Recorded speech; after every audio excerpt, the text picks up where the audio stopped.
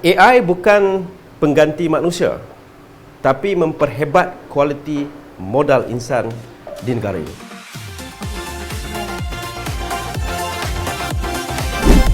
Jadi khusus ini dia menekankan bagaimana kita boleh menggunakan aplikasi AI untuk memudahkan kerja-kerja harian mereka, sama ada menggunakan prompts yang sesuai untuk menghasilkan artikel ataupun skrip, ataupun menggunakan aplikasi yang sesuai untuk membuat transkrip bagi mempercepatkan lagi proses mendapatkan maklumat.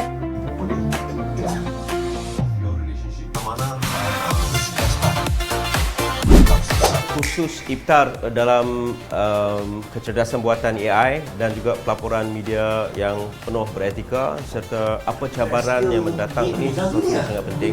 Jika kita perhatikan pelbagai conversation ataupun perbualan, malah kritikan, malah pandangan yang konstruktif bergabung dalam platform social media Iftar dan juga RTM.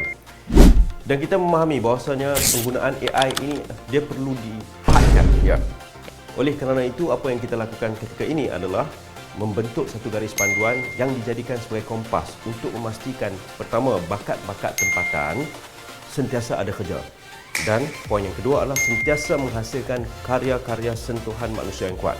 Namun begitu, dalam konteks AI yang ada sekarang adalah produk bakat-bakat tempatan itu sendiri harus diperkembang dan diperhebatkan. Dan AI ada di sini sebagai alat, bukan untuk menggantikan manusia, tetapi dia adalah untuk menambah baik kualiti insan yang ada dalam manusia itu sendiri.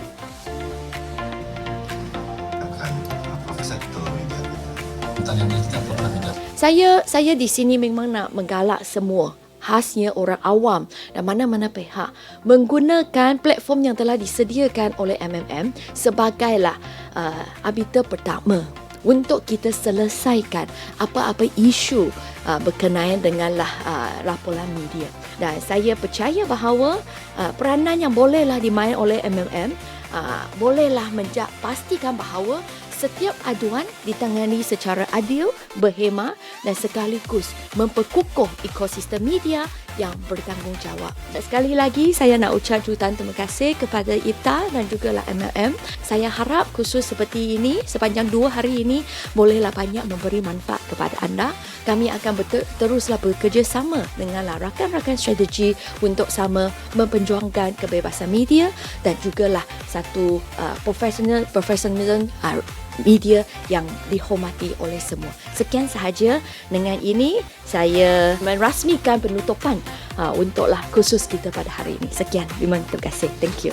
AI tidak menggantikan kita, tapi kita yang perlu menguasai AI. Okay.